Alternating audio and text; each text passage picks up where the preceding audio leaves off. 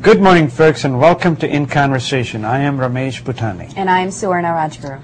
On Tuesday, September 11th, terrorists hijacked 4 airlines to hit 2 World Trade Center buildings and, of course, the Pentagon. What a sad day in America. Welcome to Darshan America, folks. We come to you from Washington, D.C. My name is Ramesh Butani. And I'm Aastha Verma. Folks, tomorrow is the 10th anniversary of 9/11, something that changed our world forever.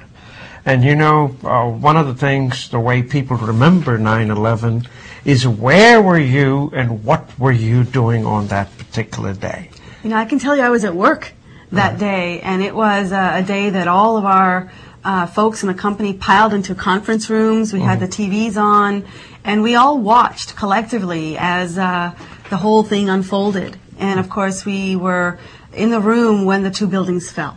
Oh, my. And there was a collective gasp that came up from everyone. There were tears, and I just remember my CEO at the time went around comforting everyone. And, you know, looking back, that was really an amazing thing for him to have done. You know, this was before cell phones. This was before people really had a chance to tweet about it or put things up on Facebook. I mean, you think about today how much the world has changed. You think about the earthquakes, and you think about the Japanese destruction that happened with the earthquake over there. And you had so much information available to you because of social media. 10 years ago, there was no social media. It was not. In fact, I remember it because I was coming from home to interview 3 ladies who were the presidents of the technology associations of D.C., Virginia, and Maryland. And the Virginia president was already here. And here I was listening in on the radio as I was coming through, and I called my wife and I said, you know, look, this has occurred, and can you please just keep your eye on the computer and read the news and listen to WTOP and all of that. By the time I arrived, 2 out of the 3 have arrived. And one actually saw the plane hit the Pentagon. And she was giving her opinion about it, and we were just sitting there, and I remember that at that time, interview was a trivial thing to do, so we did not do the interview, and we went away. I went to work, and I could actually go via 14th Street, via Pentagon, and I went to work, because I also wanted to make sure that our guys are together, and then we saw on television, and I saw the pictures. And, of course, you're right, 10 years ago, the cell phone, of course, all the power went out. And there were so many rumors. Yes. It has hit the Capitol. It is going into the White House. People running around on the streets. For a while, we didn't know how many planes were in the air. That's right. And we were trying to figure out how many planes were actually out there.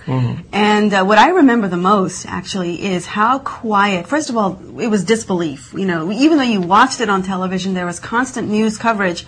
You just couldn't believe that those buildings actually were gone. That's right. And not only gone, that they were hit in the first place. They were hit in the first place. The only thing I remember thinking was that they stayed up long enough to let most of the people out. That's not to say that there weren't enough casualties for 9/11. There certainly were. But you were grateful ultimately for the fact that they stood up long enough for most of the people to have come out of those buildings. And then I remember the eerie quiet because there was no airplanes. Everything was suspended for days afterwards. Yes, even the stock market, I remember. Yeah. I just remember that you couldn't even hear a bird outside. That's right. Everybody was just so stunned. Stunned. What has occurred here? A little ragtag of a man out of Afghanistan was able to do this to a powerful country like the United States of America. And of course, we learned since then. 10 years, folks, we have come a long way. Today, our CIA, our SEALs, and others, you know, they killed Osama bin Laden. They're killing so many of the Al-Qaeda leadership. They're doing a great job.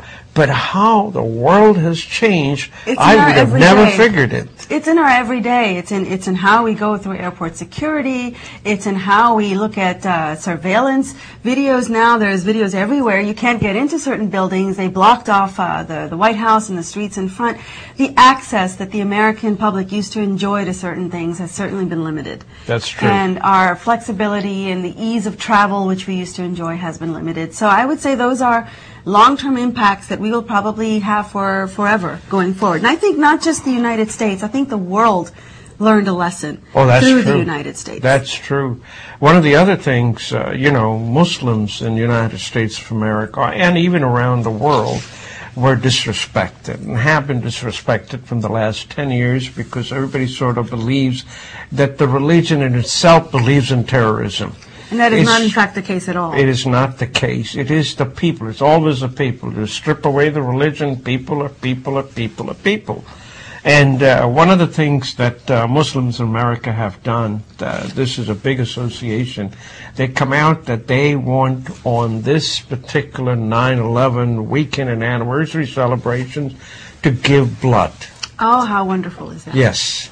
They want to give blood, donate blood, so that everyone can see that it is not the religion that has created terrorists, but it is the people that have created terrorism, and they live here in America, and they love America just like we all do, and it's a great gift if they... It's the purest form of giving, in one sense, because the blood you donate could really help to save someone's life. That's right. And to do it on this day for the meaning that it would carry, I think that's a wonderful thing for the community to do. And I still think 10 years later, most Americans can separate the two things.